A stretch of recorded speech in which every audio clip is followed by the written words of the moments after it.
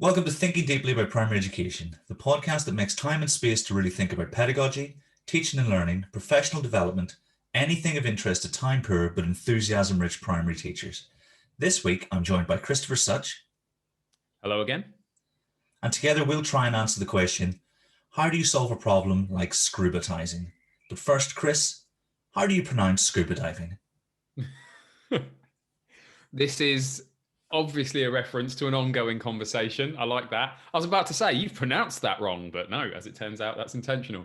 Yeah, I guess we should sort out from the very beginning how we are going to pronounce subitising or subitising for the rest of this episode. Mea culpa, I pronounced it subitising for a couple of years and then moved to subitising overnight when I heard Bernie Westacott pronounce it that way, you know, because I take him as an early maths guru. But no, I've heard it pronounced both ways. So it's up to you, Kieran. What do you want to go with this episode? So I did a bit of reading because I knew we'd be talking about this, and I am converted to subitising.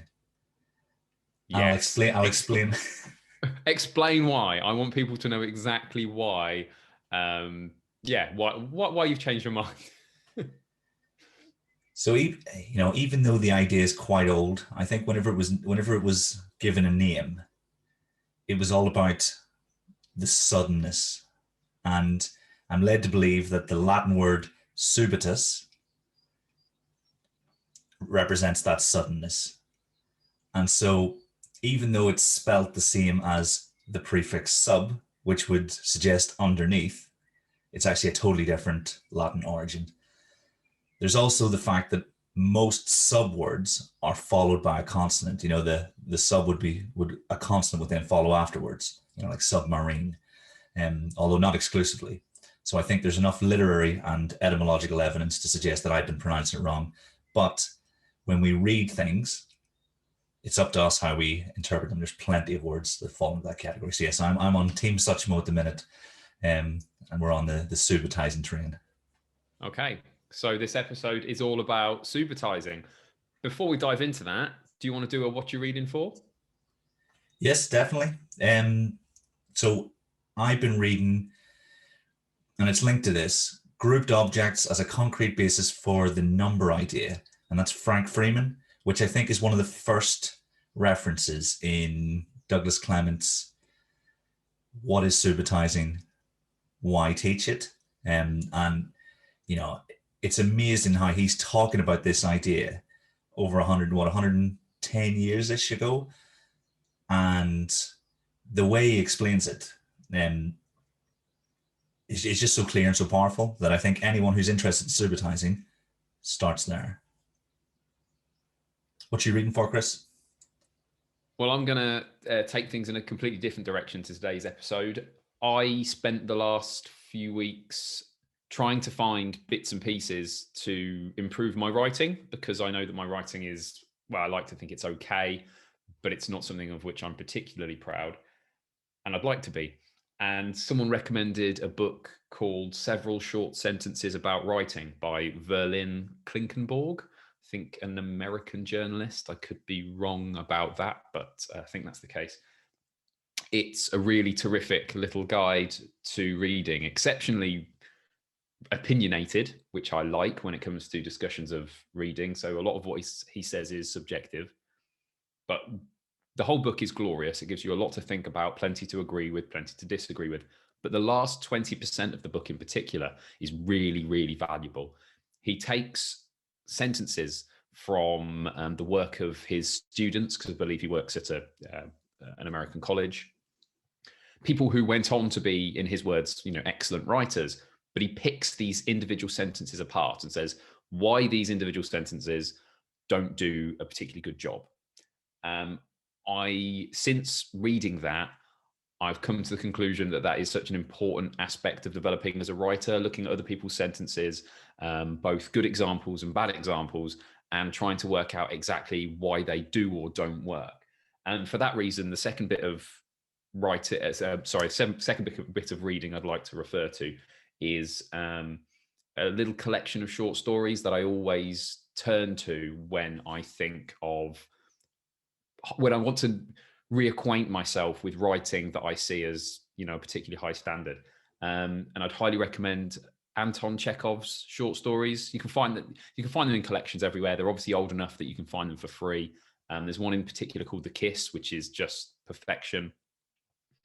But if anyone out there is thinking about how to improve their writing, I'd highly recommend Several Short Sentences About Writing by Verlin Klinkenborg, and then following the advice in that and applying it to things like Anton Chekhov's short stories, or just anything that you think is of a particular high quality when it comes to sentence construction. That's excellent, Chris. I'm on, I think, the opposite end of the writing spectrum from yourself. And so I think if we're both trying to improve our writing, because I'm currently trying to take my, what's the word, loquacious, yeah, I would agree. Loquacious is fair. Loquacious prose to somewhere closer to the refined sort of work that you do. And I think that's perfect, because at the minute I'm trying to, like you say, look at the writing of other people, particularly in an academic style, and see how they reference their work and how they introduce ideas and the thread that runs through it. That'll be a really useful recommendation for me. If I may say, my favorite recommendation from it, and something that I really truly believe in, is that there is a myth about writing, which is that it's something that should flow, that it kind of pours out of us onto the page. And then later on, we come back and proofread and edit and this sort of thing. And I'm sure there are some people who can write that way. But my experience of writing and what I feel writing is all about the picking apart of individual sentences, of working out, well, I've written this in 10 words. Is it more elegant in 8? Or can this long sentence be broken into 2 profitably? And it's that kind of minutiae that I find so enjoyable about writing, that I think writing is. And a lot of people, when I talk to them about writing, they say things like, oh, I'm good at the first bit when I'm just getting my ideas down on the page, but it's just the proofreading bit that I'm not good at. And for me, that proofreading bit is the writing. Pouring ideas onto a page is just typing. Yeah, I get that. Yeah, certainly whenever I was writing Thinking Deeply, I got as much down as possible. And then it took the bulk of the time to really go through it. And I remember you talking about, the one sentence for each idea becomes one sentence for the paragraph, and you build that way. And I think that was really, really, really helpful in terms of, ideas that I didn't realize were there, that if I just sort of continued on this sort of verbal, I don't want to say verbal diarrhea on the podcast. What's a better word for that? If I like verbal diarrhea. I think it's a great expression. I may not have had some of the ideas that I had, because I'm thinking of chapters that were particularly tough to write. I went to your advice and said, okay, what's the idea? What's the sentence? And then from there, things that I'd thought that I hadn't realized I'd thought revealed themselves. I'll just quickly say, one other thing I really liked about this book as well is that it did challenge some of my ideas about the need for precision in what it is you want to write before you write it. I do think that, generally speaking, most people when I look at their writing, most people, unless they're professional authors, you get the sense that they haven't got a really precise, a really good idea of what they wanted to say before they said it. So that's still generally the trend. But what's great about this book is it also talks about the idea of the act of writing involving some level of exploration. Working out what you think through the process of writing is an equally valuable aspect, and being willing to let the writing itself take you on a little journey, as well as having a pretty good idea of what you want to say before you begin. So yeah, it doesn't just entirely confirm my biases about planning. So yeah, lots to really like in it. Nice. I reckon that could be an episode on its own, talking about writing. So let's pencil that in. But the subject of today's episode is Subitising. And I suppose we should start with, well, Chris, what is Subitising? You've already touched upon the Latin etymology, subitus or subito, meaning to arrive suddenly. And this gets to the heart of what Subitising is. It's a a way of dealing with quantity, with amount, that doesn't involve counting. You can think of it as being contrasted with counting in that it doesn't rely on a step-by-step process, but it relies on immediate recognition. Research tends to suggest that on some level, children are born with an ability to discriminate collections on a quantitative basis, and that these are or can be considered as pre-mathematical foundational capabilities. These are things that a lot of mathematics will be built upon, and that the development of language that would come later turns this idea into something that's a bit more explicitly related to numbers, explicitly numeric. There's lots of evidence that Subitising does exist. That sounds like an obvious thing to say, but you do find people who say, well, isn't it just rapid counting? Isn't it just counting that's become so quick as to be unconscious? But there is evidence that this is definitely a way of interacting with numbers or quantities that is separate from counting. For example, reaction times in adults suggests that they can recognize 1, 2, or 3, sometimes even 4 objects at exactly the same speed, which obviously wouldn't be the case if you were counting them individually.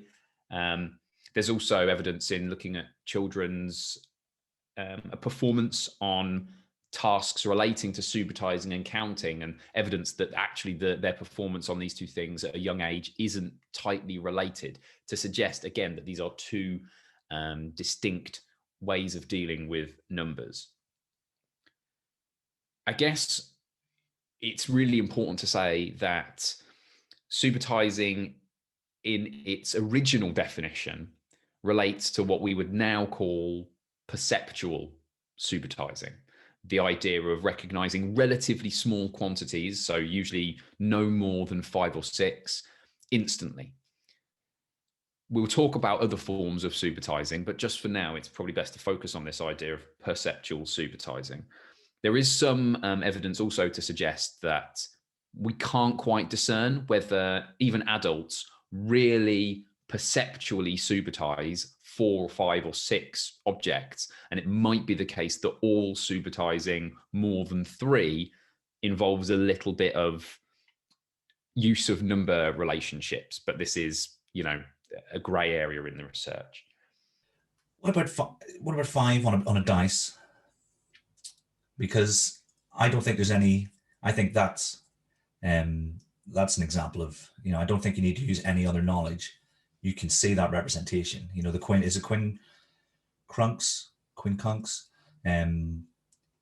It's a very, I think that's for me is probably the limit. I think once you go beyond that. I'd go as far as to say 6 on a dice as well. I don't think we see that necessarily as 2 3s. I think there's it's definitely the case that particularly familiar representations come to represent that number, even if we aren't necessarily aware of it. So I'll give you an example. We also, if someone showed me like a slice, a Dean slice, and said how many that is, I would immediately say 100. And you could, obviously that's a representation of 100, and I'm making a connection between what I see and the number. And the question comes to mind with particularly familiar representations like those on dice, whether we are still Subitising or whether there is more of just an immediate recognition of a particular symbol in the same way that we might do with a letter. I think it gets into a very grey area there when we start to say, there are 5 dots. I know that's 5. I'm definitely Subitising it, rather than recognising a symbolic representation. But obviously, at first, children's development of recognition of that 5 will be based upon their ability to Subitise those 5. It's worth noting as well, if you look at the Brilliant Learning Trajectories website, there's definitely evidence to suggest that these perceptual Subitising skills gradually develop. Although we say, we tend to say that you can perceptually Subitise up to 5, maybe 6, and more than that in familiar arrangements. The reality is that actually develops over time. So when children are quite young, they can perceptually Subitise just 1 or 2 or maybe 3 objects. And over time, the ability to recognise 4 or 5 develops. it's, if you really dig into the nuts and bolts of this stuff, it's really interesting to see how they think these numbers are recognized in this way. So there's some suggestion of that your eyes look at all the dots and almost assign a particular, almost analog amount to each of the dots that once you've scanned them, all of them, adds up to a certain amount that you then almost estimate, but it's so small that the estimate becomes accurate. There's another way of looking at it, which suggests that what you're actually doing is almost imagining connections between them, and a number of connections that you can imagine's the wrong word. You're not picturing them, but there is this almost network that exists in your mind when there's 3, and then there's a network when there's 4, and then there's a network when there's 5, and it's the complexity of that network that allows you to recognize whether it's 2, 3, 4. This is really getting into the weeds of it, but the crucial thing really is that perceptual Subitising means that you can quickly recognize small groups of objects without having to count them. So that's the essential component of it. I was watching a documentary last week. It wasn't the most, it didn't seem the most robustly researched documentary. It was one of those ice cream for the brain. You're just sort of watching, you're interested in the topic. But it was talking about facial recognition software and how there are like 68 key markers that this one piece of software looks at in a face to recognize a face. And so knowing that we're thinking about subitising, old habits die hard. I was thinking about how, the brain is obviously picking up these same markers instantaneously. And then, just going beyond what we think we realize is ridiculous. The definition I always go to is the immediate apprehension of small quantities. I can't remember where that comes from. And I think the only thing I would add is, and it's more of a question, is it an evolutionarily advantageous defense mechanism, or is it born from a defense mechanism? Because you've mentioned before, lots of things over there, some things over here. Do you think those two ideas are tied together? I'd be stunned if it wasn't evolutionarily adaptive, given that evidence suggests that it seems to be an aspect of it seems to be an innate capacity, certainly. And I know, and it wouldn't surprise me at all if it relates to key things like number of people or resources or whatever it might be. One thing, slightly interesting aside, I think on perceptual Subitising, before we move on to its, you could almost say, older sibling or bigger sibling conceptual Subitising, is this idea of the recognition of different arrangements. So obviously when there's one object, there can only be one arrangement. When there are 2 objects, there can really only be 2 arrangements, though you could see them in different orientations. Gets interesting when we start thinking about 3, 4, 5 objects, because you can arrange them in different ways. Now, I looked into the work of Douglas Clements, and as far as I can tell, and I could be wrong about this, in the 3 pieces of work of his that I read, 2 that relate to the learning trajectories research guides and the teacher version of that, and 1 that relates to the paper that you referenced earlier. In each of them, he says something slightly different about what arrangements children find easiest. But that said, there seems to be an overall consensus that you can pick up from the 3, which is that the older you get, the more convenient it is, or the more quickly you recognize rectangular arrangements. So think about the 6 on a die. And then the next easiest is the objects in a line. And then the next easiest is objects in a circle, and then random arrangements being hardest.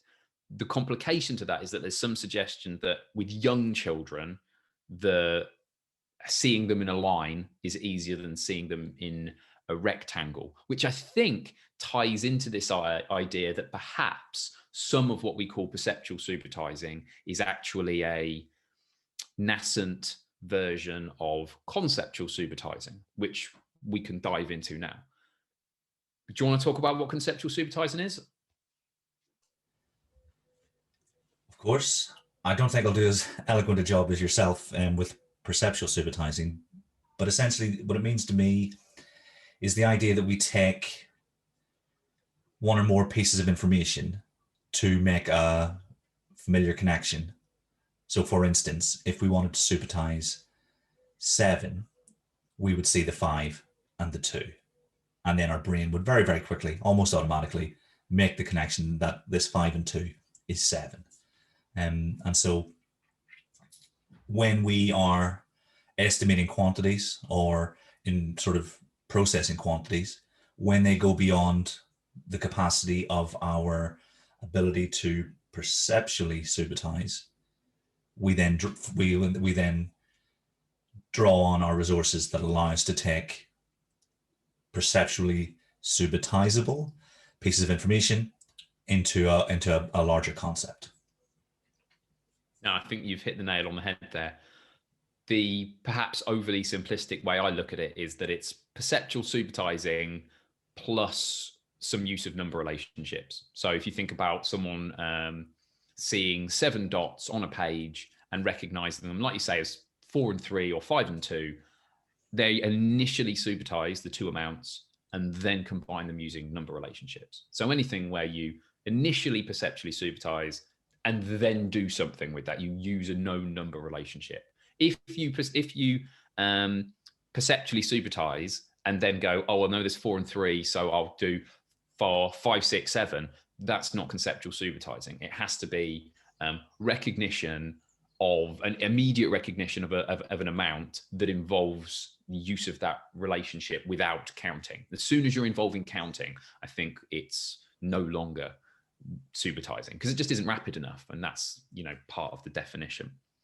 Something that I think I haven't noted yet, now that we've kind of dug into the idea of perceptual supertizing, the instant recognition of amounts, and through without number relationships, and conceptual supertizing, the instant recognition of amounts with the use of number relationships as well.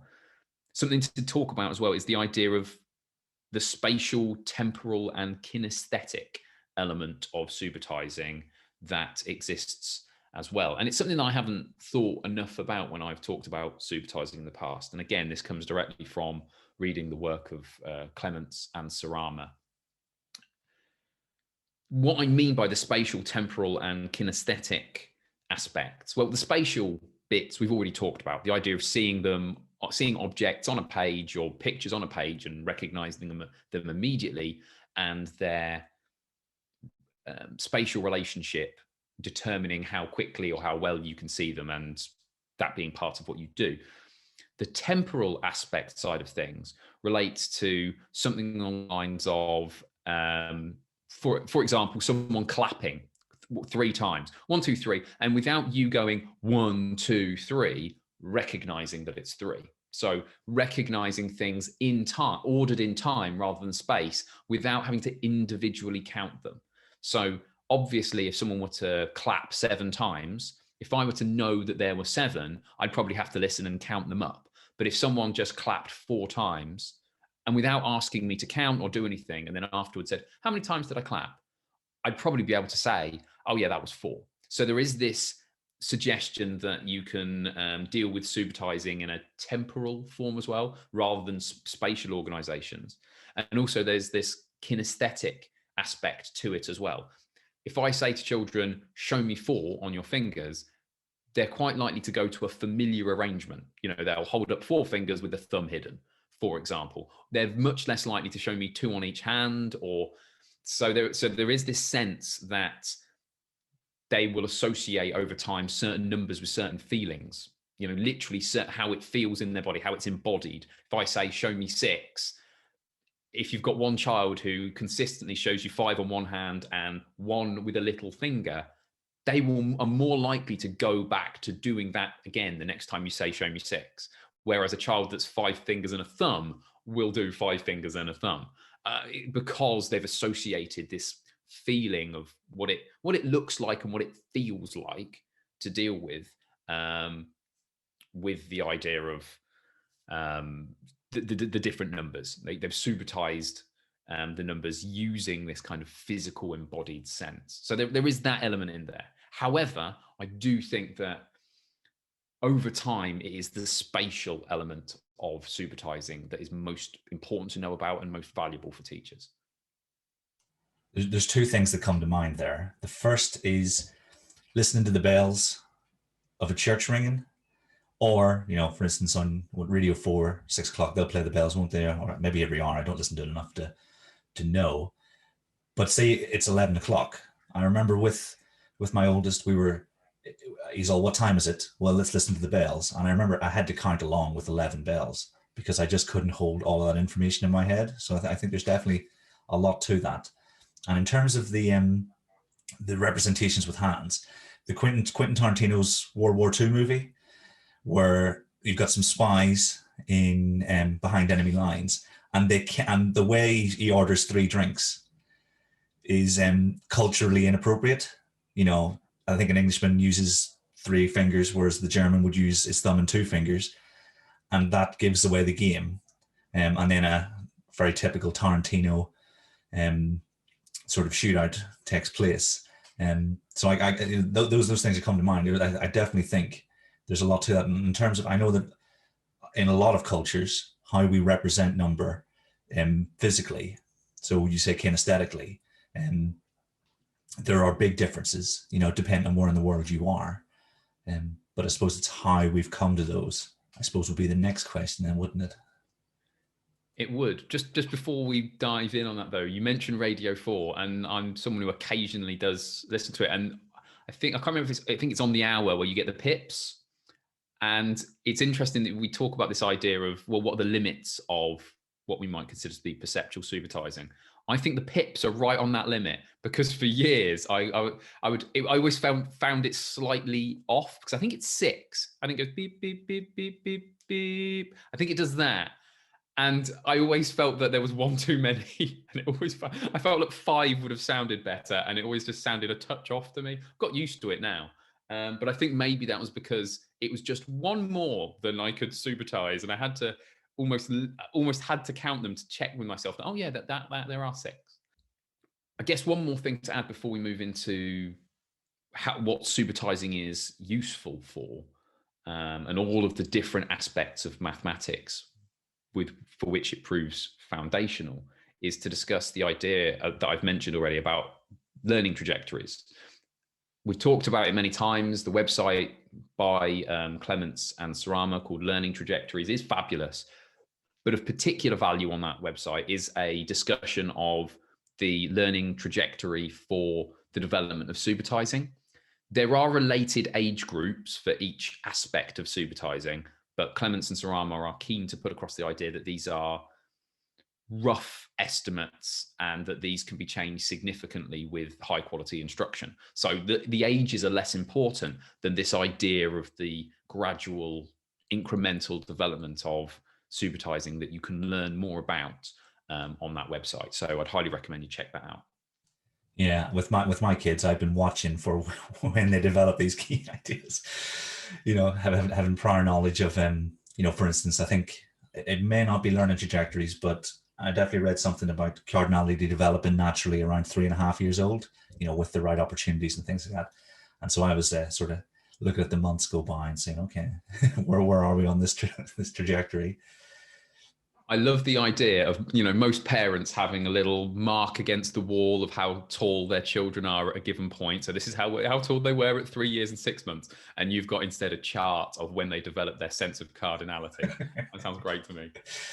Yeah, it says a lot about what's going on inside my head, doesn't it? Oh. So did you ask the question, what is Subitising useful? I'm not sure I did there. So, well, let's ask it now. What is Subitising useful for? So I thought long and hard about analogies we could use here, perhaps too long. I started with glue, but I don't think it's glue. I think it's the oil that allows the motor to function. And so it can't be seen independent of number and number sense, but I think it hinges, it helps those hinges sort of move and the cogs turn. You can see I'm still thinking about this analogy as I'm explaining it.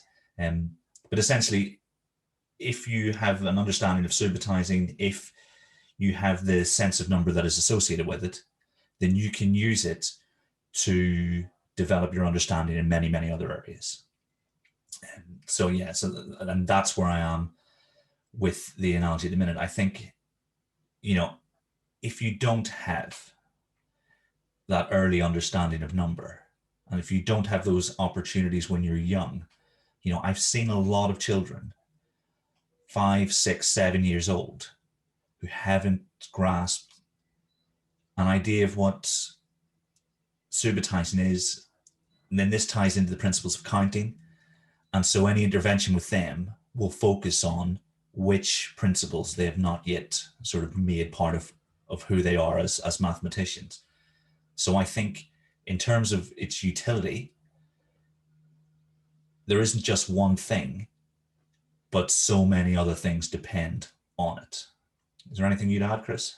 Yeah, absolutely. I think the idea of it acting as the oil in the system, particularly for a teacher as they move through lots of the aspects of mathematics that are to come, I think that's a really powerful analogy, a good choice. The analogy I've tended to use in the past is the idea of it being a catalyst for what comes later, in that you seem to be able to develop certain mathematical skills and knowledge without it, but it's just so much more quickly and fluently achieved with this underpinning aspect of Subitising.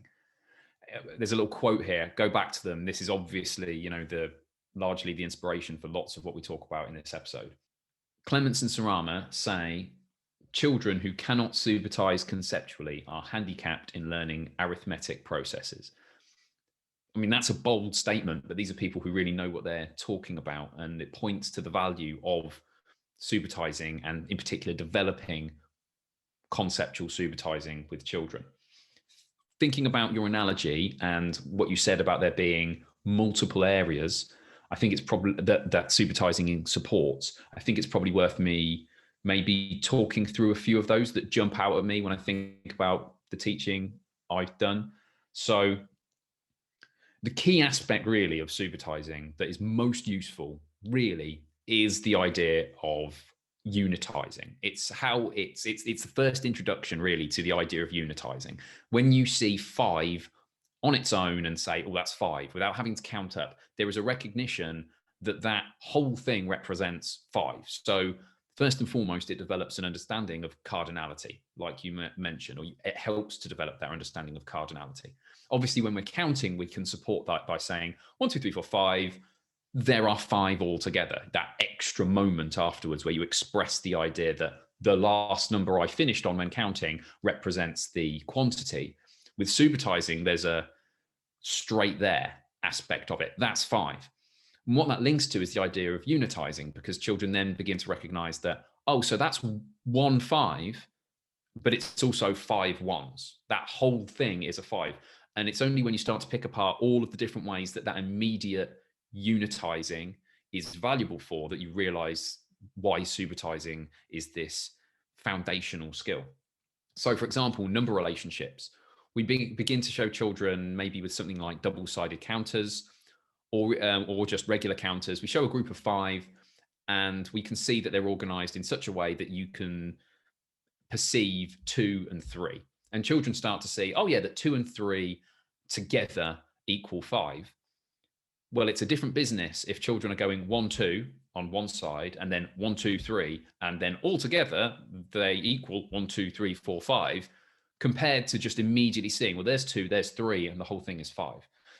I think it points to the value of working particularly with small numbers initially to help children develop part whole understanding. Because if you're working with 3, 4, 5, and maybe 6, and looking at these part whole relationships, children are understanding these algebraic, effectively, ideas, and they're understanding commutativity of addition, they're understanding associativity of addition, but all through Subitising. It's all rapid. They can see, oh, 2 and 3 and 1 make 6, but so does 2 and 1 and 3. And in no case are they being slowed down by having to go 1, 2, 1, 1, 2, 3, and altogether that's 1, 2, 3, 4, 5, 6. This immediate recognition is foundational for their understanding of how number relationships work, and that operates through this idea of unitizing. Sticking with this idea of unitizing, if we think about using something like 10 frames to immediately recognize 9. So you immediately recognize 9 in a 10 frame, either as 5 and 4 or as one fewer than 10. So you've got this immediate recognition of 9, and then maybe immediate recognition of 5. And your teacher then shows you that, look, if I move one of my counters from the 5 to the 9, 9 and 5 is equal to 10 and 4, which is something that we can add more quickly. So this calculation strategy is completely catalyzed, or as you say, almost the learning of it is lubricated by this immediate recognition of numbers. Again, if you're having to count those 9 and then count those 5 and then do the same thing once you've moved it, count those 10 and count those 4, this calculation strategy is going nowhere. But if when you're learning it, you can see the 9, see the 5, and then see the 10 and see the 4, then this has somewhere to go. This is a visual representation you can learn quickly. Equally, when we think about when we first introduced multiplication through arrays, it's one thing to say, well, here's 3 lots of 2, and go, well, there's 2, 2, and 2. If the children are immediately recognizing 2, 2, and 2, then that's a much quicker and more fluid way of learning than if they're having to go, oh, is it 1, 2, 1, 2, 1, 2? Oh, yes, my teacher's right. The immediate recognition of those smaller amounts allows you to introduce the idea of multiplication and children to keep up with what you're discussing in a much more capable way. Even as you get further, when you say like, oh, three lots of 5, let's say 2 lots of 5 is 10. If you're able to say you can see this as 5 lots of 2 and as 2 lots of 5, again, how much easier for children to grasp that if they are immediately recognizing the 2 5s and the 5 2s rather than having to count them up. So this development of perceptual supertizing and conceptual supertizing feeds into so much of mathematics. I mean, there's so much more. The one more thing that I absolutely talk about is place value. So when we are dealing with the initial stages of place value, we're often, and actually a great deal of our place value teaching regardless, we're often dealing with deans. We're often using deans as a way of representing different numbers. Again, if we say to children, well, I've put under the visualizer or on the whiteboard, there are 3 10s and 5 1s, and we can think of this as 35. How much easier for children to deal with that if they're not having to count up those 3 10s and those 5 1s? And actually, you can do that with full 10 frames as well, and getting children to the stage where they can go, oh yeah, that's 36. Why? Well, there's 3 10s and 6 1s, and being able to do that immediately, it just, as you say, catalyzes, lubricates instruction, just makes it flow, allows you to do the things that you want to do as a teacher, and keeps them on board. I think it's like a master skill that underpins so much of mathematics that they learn later. What's really interesting is that most of those ideas that you've mentioned, I have categorized as threshold concepts. Those concepts which are, which change the pupil's sense of self, even adult sense of self. But were also the most difficult to get to grips with. For it to be a threshold, you're going to need to change completely how you see mathematics and how you talk about mathematics. And, unitizing, place value are 2 of those key ones I think our pupils encounter.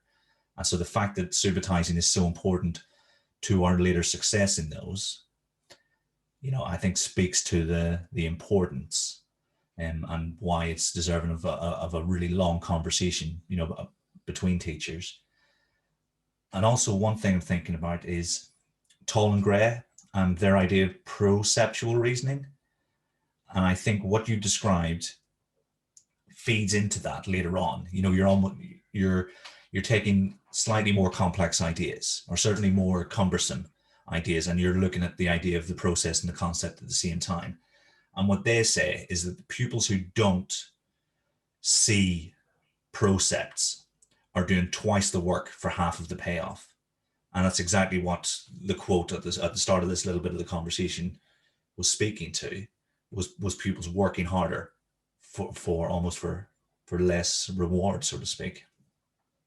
Yeah, and I think a really of the things that I discussed, I think the most apt one, or the most immediately obvious one that relates to this idea of proceptual understanding, would be the compensation that's going on when we do 9+5, because obviously the concept there of compensation is not really something you can pick apart from the actual process of taking 1 from the 5 and moving it to the 9. The process of how you would deal with that, and the concept of compensation, are all wrapped up in one. And again, it's underpinned, as we say, by the perceptual and then conceptual Subitising that you want children to do. Something I should have mentioned and didn't as well there is that whole thing of, oh, well, 9+5 can be converted to 10+4 is predicated on the idea that 10+4 is easier to add up. And obviously our place value system makes that the case, but that's still based upon effectively some level of conceptual Subitising when you're showing it visually, because you want children to go, oh, well, there's 10, there's 4. And without that, it doesn't quite work in the same way. So yeah, we could talk about this all day, but I think the key thing is that there are so many elements of mathematics, anything really to do with arithmetic, that are underpinned by perceptual, and then as part of that, eventually, or as an offshoot of that, conceptual Subitising. Which is why we need our most skillful teachers early on in our pupils' education careers. Absolutely. And why we need to focus high quality professional development into everyone's understanding of early mathematics. It's something that I bang on about all the time, but my partner, who is a secondary teacher, tells me, at least, maybe she's just being nice, but she says to me that the things that she's learned about early mathematics, partly from these discussions and just from chats we have supported her in her teaching of, in particular, struggling mathematicians at secondary school. So the idea that early mathematics, Subitising, etc., is just for early years teachers and key stage 1 teachers is absolutely not the case. And I absolutely agree with you with the idea that we should be thinking about how we can get the most capable mathematics teachers, or some of our most capable mathematics teachers, working with the youngest children. I mean, it could be an echo chamber of sorts, but I think the conversation has definitely moved forward, and a lot more people are talking about the importance of early number than when I first became aware, maybe 10, 12 years ago. And it seemed like if you knew this, you were like the oracle. But now there seem to be lots of people with a really good understanding, or, certainly having those conversations out there. I don't know if that's social media or if it's just, that whenever you see a car, or you buy a car, and then you see lots of that car when you're driving, and it could definitely be that, but it feels like certainly a lot of people are having this conversation, and quite widely. It's worth noting that really excellent books, I'm not going to name them here because it might be a bit unfair, but really excellent books that I recommend to people, that I say, this is a really great place to start for getting a broad view of what's in primary mathematics, have pretty scant discussion of things like Subitising, brief mentions, and I think it's more important than that. So yeah, it's something to be aware of. So like, if you come across or if you're given a text, for example, on your initial teacher training that purports to talk about every aspect of early mathematics, or mathematics generally for primary teachers, then be ready to see that maybe Subitising isn't mentioned there, and just to take a little bit of time to explore some of the things we're going to discuss later, to make sure that it is something that you as a teacher do have a grasp of. So how can we develop Subitising in our pupils? I think develop's a really good choice of word in that question, Chris. What do you think? Yeah, I think develop's the right word. I've had conversations where the question has been, well, how do you teach Subitising? And a lot comes down to how you define teaching. I absolutely think you can teach Subitising, but it isn't something necessarily, particularly when we're talking perceptual Subitising and even the initial stages of conceptual Subitising, where you can really just explain it and children grasp it, and then we just need to practice it. It doesn't really work like that. There really is a great deal, as there is with much of early mathematics and later mathematics, really, that is experiential about it. It really is. It really involves dealing with objects in a variety of circumstances. And I'm going to talk about some of the more formal manipulatives that can be used to develop supertising first.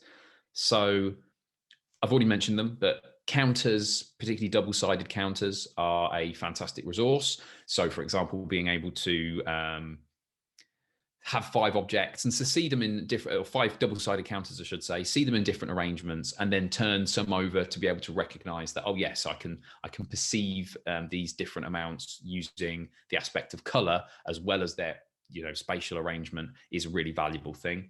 I think using counters generally in 10 frames is a really valuable bit of understanding. There are aspects of understanding number that children who are good at arithmetic seem to pick up or seem to have, that are well worth developing. So, for example, the idea of numbers 6, 7, 8, 9 being considered as 5 and a bit. So being able to see 6 as 5 and 1 quite quickly, seeing 8 as 5 and 3. This 5 and a bit idea that we can develop using a particular arrangement in a 10 frame is really valuable. But in short, I think the use of 10 frames, recognition inside 10 frames, and recognition of objects outside of 10 frames is really valuable. Before I talk about any other formal manipulatives, I think it's really important to talk about informal stuff as well. So if we only worked with double-sided counters, while there are circumstances where you might want to keep the manipulative simple so that children can focus on the aspect of mathematics that you're looking to explore, at the earliest stages, I think it's really important that children deal with a whole variety of objects, bottle tops and bears and whatever it might be, so that they develop this understanding that 3 is 3 is 3 is 3, regardless of whether you're talking about bottle tops or bears or claps or people who aren't in the room or whatever it might be. So I think we have to be aware of the importance of using a variety of real world objects with children at the earliest stages when developing supertising. That said, I'll just mention one more really valuable manipulative or pair of manipulatives that I think do a similar job. Rec and Rec are really great for supertising because the downside of double-sided counters is if you say to children, I'm going to show you some double-sided counters, I want you to tell me how many there are, and you show them 5 or 6 on a 10 frame or elsewhere, they can supertise that, no problem. But if they're the ones with the double-sided counters and you say, show me 4, the natural tendency will be then to count them out. 1, 2, 3, 4. You have to move them or touch them or do something that encourages counting. Well, if we want to develop supertising alongside counting, we want a manipulative that children can do in one movement. And this is where Rec and Rec or bead strings to a similar extent come in, because you can say to children, okay, 1 finger push, show me 6, and they'll push across 6. And that could be perceptual supertising, or in the case of a Rec and Rec, because these are effectively 5 white beads and then 5 red beads organized on a rack, and there are 2 rows of them, they can show you 6 in 1 push, and it's immediately seen as 5 and 1. So this 5 and a bit structure that I mentioned before is made explicit. So Rec and Rec, bead strings are great for these immediate show me stuff. What else would you recommend in terms of developing supertising? Before I go any further, now I feel it's like the right time to sort of suggest that anyone who's interested in the Rec and Rec needs to check out the work of Amy Howe, particularly her book Rec and Rec 101. She's done a few talks at the virtual maths conferences. 26 is the one that's closest to this recording. I think it's 2 weeks from now. Possibly we'll be it makes sense to have this episode go at the same time. So if you're listening to this in the morning and you haven't got your ticket from Maths Camp, do that, because you get access to the videos whenever you want. I think that the success of the sort of governmental direction towards the Rec and Rec relies on the training of a large number of teachers, because as great as it is, without the requisite training, it's not going to have the desired impact. And I think Amy's a great place to start. In my head, I'm thinking, right, do I want to get lots of copies of that book, ask my teachers to read it, and then work on that next year? Because we've done 4 years of CPD. We're thinking about really niche ideas at the minute, really maths and PCK stuff. This could be an avenue to go down, because I think there's a lot of potential there. And she appears to be the person, I think Bernie Westacott has done a lot on it too. So, his tweets, his videos that he shared from his time in Africa are also really, immensely valuable. But I think this is the right time, as you mentioned it, as a way to help us develop Subitising. I think that those two are your Amy and Bernie are your go-to. I really like the fact that you've chosen develop, because I think I'm coming from the position that this is something that develops naturally, biologically, because I'm coming from that. This is something we've developed as a species over time, and that kind of stuff doesn't tend to lend itself to instruction, as you really well described. So I'm thinking about how many opportunities can I give my pupils to develop and to refine the automaticity with which they sort of go through this. And I think, early years teams will be fantastic at using different resources and, things from the environment. So if anyone's in primary and they're thinking, oh, well, I need some ideas for informal manipulatives, I reckon you spend a day in your early year setting and you just steal as many of their ideas. Great artists steal, take as many ideas as you can from them. I think the thing that I am sort of probably most passionate about in this area is the use of games. And I've spent a lot of time, because one of the things I have to do as part of my job is develop the community's engagement with education and mathematics and our families. And in the past, many previous schools had one person turn up to parent workshops. And, because they don't necessarily want or have any interest in hearing how we teach maths at school. It's different from whenever maths was taught, a large, to an extent. And so engagement isn't necessarily something that lends itself to, here's how we teach maths in our school. It's important that there are places they can go if they want to find this out.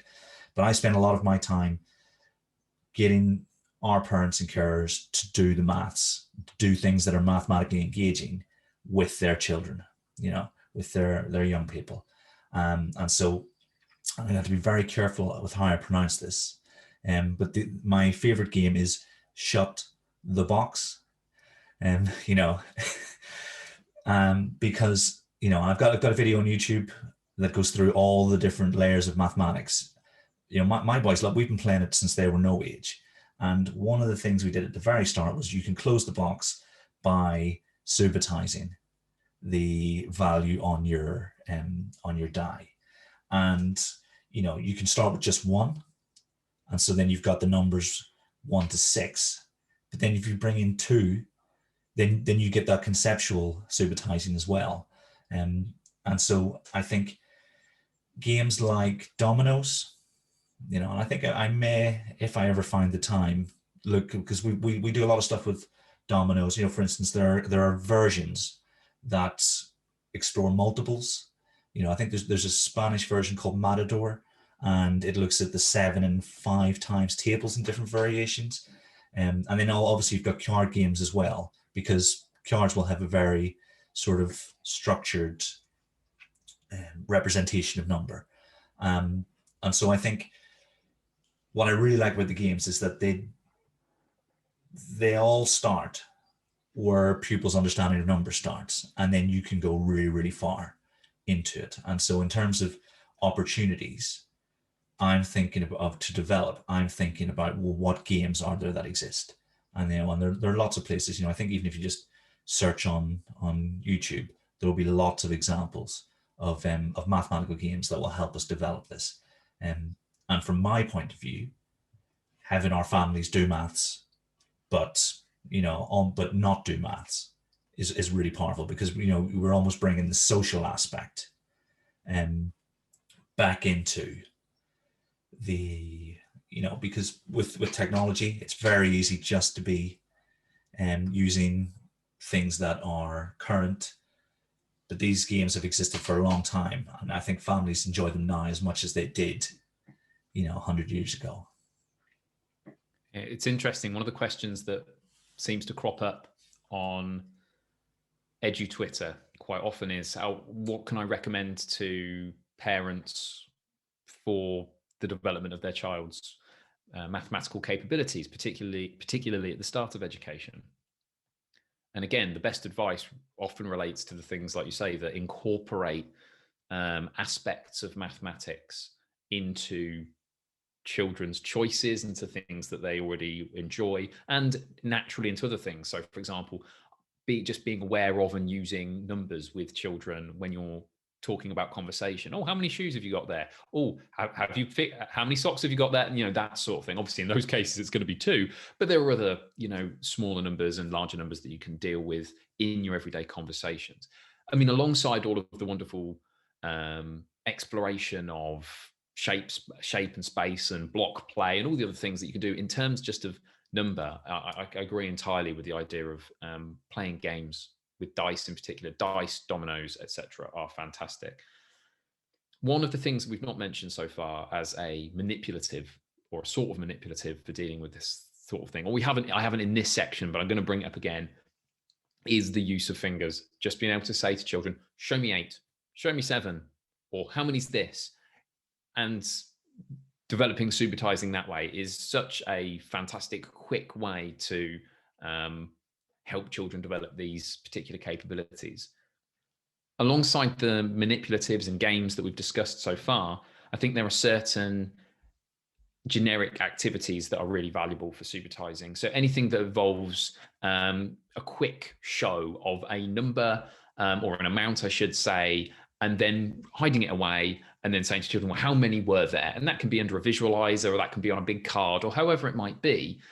Anything that requires children just having a quick peek at something, not giving them time to count it, and then saying, oh, how many was that, is really valuable. That can be run by the teacher, but it can also be in games. So matching pairs games, where you say to children, you're allowed to take a 1-second peek at 3 or 4 cards, and then you find 2 that match, or something along those lines, where you use memory games effectively.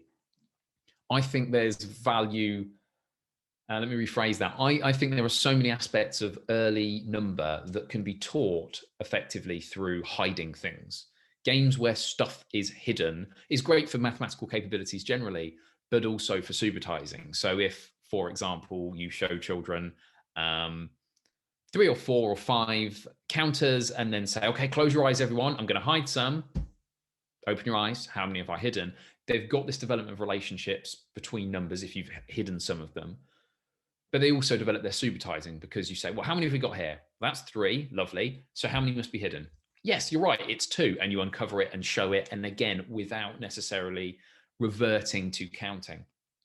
This is not to say that counting isn't a incredibly powerful and useful process. It's just the thought of, where possible, getting children to Subitise and counting where it's necessary, or when you specifically want to develop children's counting abilities. I would also say, in terms of resources, Maths Learning Centre and their 10 frames, MathsBot has 10 frames where you can click and it will show you another random set of objects for children to Subitise. So that's great too. One other thing I'd probably mention is Jack Hartman. he was something I actually came across via the teachers in my school and thought, oh, I quite like this. And then I saw Bernie Westercott tweet about him and I thought, oh, okay, yeah, I definitely like this then. I feel much more confident in thinking that this is a good idea. He's an American educator, I presume, who does Subitised songs on which you can find on YouTube. And these songs show numbers in lots of different forms. So in 10 frames, not in 10 frames, in different organizations. And it shows children, or gives children, just a short amount of time to spot the number and then say the number. And the only downside to this is that you will have his Subitised song in your head for probably the rest of your life if the last couple of years of mine is anything to go by. One thing I'm thinking is, and it goes back to the CPD you and Matt do, and one of the activities is where you show a quantity, you make it disappear. Is there an optimum amount of time when working with young children? Because obviously with adults, it's pretty rapid. It's like, they're gone, they're gone. What sort of time are you leaving between the appearance and disappearance of a given quantity? I think it depends on the stage of development that they're up to. As long as it's short enough that children are not encouraged to begin counting the objects, I think you can make it pretty brief, as long as, though, maybe a couple of seconds at most, as long as you're not pressurizing in any form the need for anyone to have got the correct answer yet. So to say, oh, how many did you spot? I spotted 4. Is that what you spot? That's very different to, putting children immediately on the spot in a pressurized way. But I would say a couple of seconds is at most, and then bringing it down, especially for perceptual Subitising, maybe leaving a little longer for conceptual Subitising. In short, as long as it isn't so long that children start to individually go 1, 2, 3, 4, 5, etc., I would say is fine. Yeah, that's what I was thinking. Yeah, you want to be watching out for when they start counting, and you could even get the pupils to respond by showing on their fingers, because then you're getting that almost double thought process. Yeah, absolutely. Being able to say, okay, yeah, show me, match what I've shown you there, but on your fingers is a great way of dealing with things, as well as saying, how many is it? And you can also tie into this counting as a way of almost checking. So you could show 6, then say, yes, brilliant, we recognize it was 6. We can also count to check that it's 6. 1, 2, 3, 4, 5, 6. But we recognized it straight away, didn't we? Well done. So you're encouraging Subitising, but also seeing the value of counting as well. So yeah, I think these are complementary processes. It's just that over the years we've spent so much more attention, so much more of our attention, and we focus so much more on counting, and it's time for Subitising to get a little bit more attention as well, I think. Absolutely. So the Tadape family, they love to read, they love to find out more. Where can we go to find out more about Subitising? I would say the best starting point is the paper you've already mentioned. Douglas Clements's Subitising, What Is It? Why Teach It? Is a great introduction. It's brief, it's readable, and you can come away with that with a lot of the basics, including the practical bits and pieces that we've talked about. I think Learning and Teaching Early Math, notice the lack of S, it's an American book. So Learning and Teaching Early Math by Douglas Clements and Julia Sarama is excellent, really, really accessible. There is an accompanying book that talks deeply about the research behind it. That's a bit more niche. That's really if you're interested in it. But the Learning and Teaching Early Math is, I don't think it's particularly cheap. I think it's in the 20, 25 pound sort of range, but you won't regret a purchase of it if you're interested in early mathematics. However, if you're a day-to-day classroom teacher, you want to get the basics, I think Subitising, What Is It? Why Teach It? By Douglas Clements is excellent. A book that you've mentioned a few times in the past as well, Making Numbers by Rose Griffiths, Jenny Back and Sue Gifford, talks about other aspects of number sense and many other aspects of early mathematics, but I think does a really good job of showing teachers visually really great examples of ways that you can develop Subitising and other mathematical capabilities. I guess the last thing to mention would be a small plug, I guess, sort of, in that I have done some work in the past on Subitising, some videos, some bits and pieces. If there is demand for it, I would happily share that or make a slightly different version, because I think there are tweaks that I could make to it. But frankly, you've probably taken most of the stuff that I know about Subitising from this episode anyway. What about you? Is there anything that I appreciate? I think I've mentioned some of the key stuff there, but is there anything that I've missed that you would highly recommend? Yeah. I mean, what is Subitising? Why teach it? Was definitely the first place to go. I really like the references in the first paragraph. You got the 1912 one that I mentioned at the start, and then there's the 1925. I think it's Douglas. The name escapes me. When the show notes are eventually up to date, I will add it. I'll add a few in actually, but there's a lot. I think the early discussion around Subitising has this clarity about it because they were establishing the parameters of the field, and like we say, like conceptual Subitising came along later. So you can see this discussion happening. And, I think the people who listen to this podcast will really enjoy going into those sources. And as far as I can see, a lot of them are open access. Certainly they've been around long enough. I think you got stuff from 1942, 1974, that really establish sort of trains of thought in Subitising, because you've given a really comprehensive list. So I'm going to give a really niche addition to it because there's not much more to say.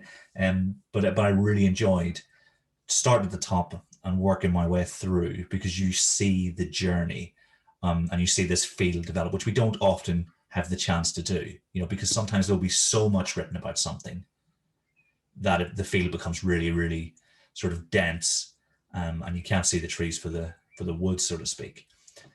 On your CPD, I've been lucky enough, and you've been gracious enough to share it with my teachers, particularly my early years teachers, and they absolutely love the CPD. Their response to it has been unlike anything I've been lucky enough to receive in terms of the praise and the awe that has been inspired, by thinking about early number. And so I would recommend that if, you always want to tweak your work, but whatever you've got now, I have no doubt will be immensely useful. So I think people should take you up on that offer.